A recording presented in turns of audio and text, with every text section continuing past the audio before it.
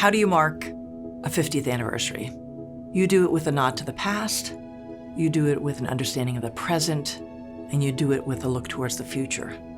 For the last 50 years, the Renwick Gallery of the Smithsonian American Art Museum has been a place unlike any other.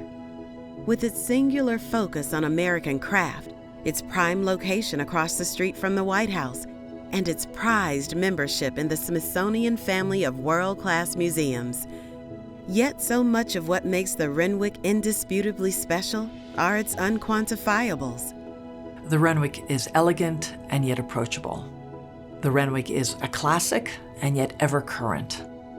The Renwick is a place of familiarity for many, and yet always a place of surprise and wonder. It's like a treasure trove. The Renwick is really a time capsule that goes across generations. The Renwick is a repository for what we've built as a nation.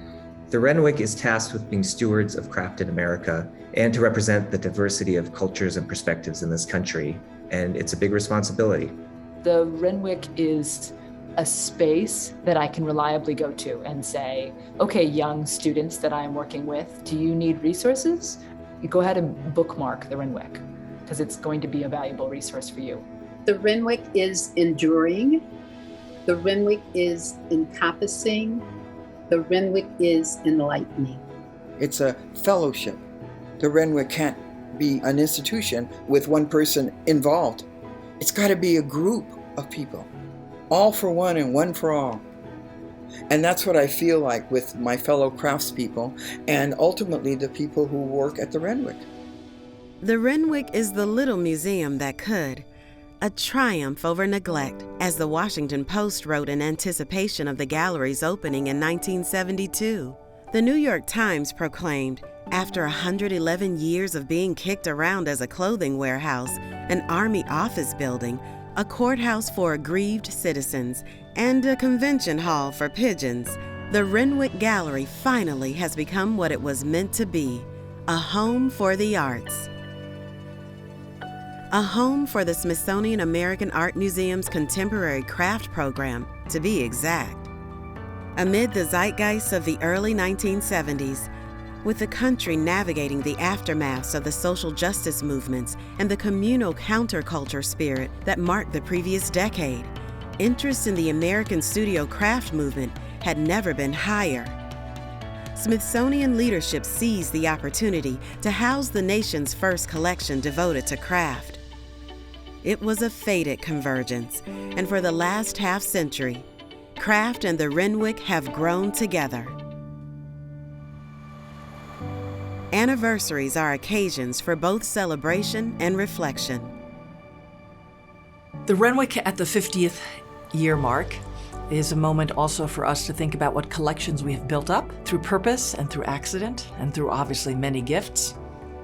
And it is also a moment for us to think about where will we take the collection.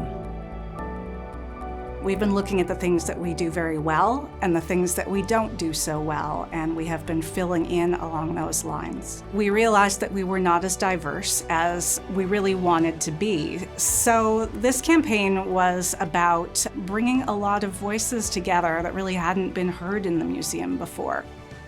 The Renwick's 50th Anniversary Acquisitions campaign was a smashing success, generating enthusiasm among artists, donors, and collectors all across the country.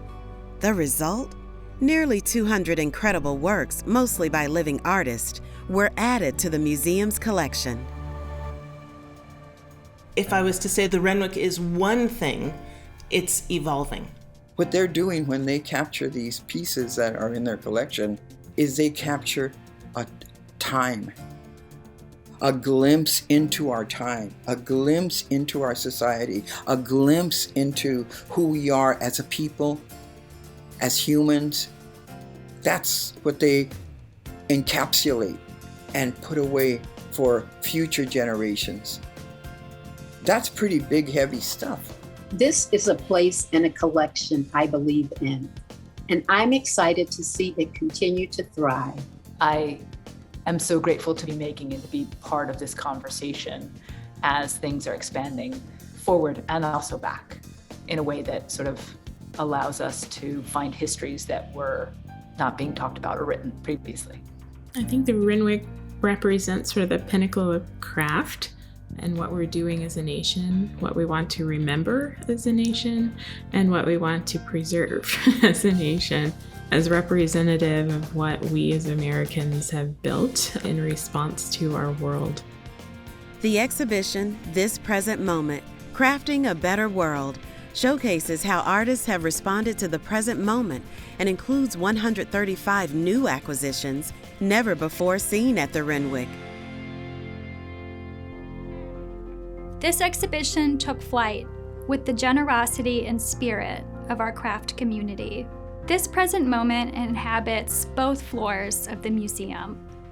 The first floor asks, how have you reimagined your idea of home during the global pandemic? On the second floor, we ask the question, how is craft relevant to your life? I think craft has always been very relevant, but I'm not sure it has ever been as important as it is today. I think for this time and age, the crafts are essential because it forces the individual to look at their world and interact with it in a meaningful and full way. As our world becomes so much more virtual, there's an innate need for a lot of us as humans to feel like you want to engage with physical material and actually touch things. I love that it boils down to that very simple way of connecting. There's always going to be this need to restore back to a sense of what humans are capable of with their own hands. And so I have a sense that the future of craft is quite bright, quite full, and promising. Given their coupled journeys, it's safe to say that both the future of craft and the future of the Renwick are bursting with possibilities. What's next for the Renwick? What do the next 50 years hold? I think it's really only what our imagination holds for the many artists and collectors and dealers and friends of the Renwick. I really want to warmly thank you for all the gifts you have made, gifts to the nation, and gifts to the future.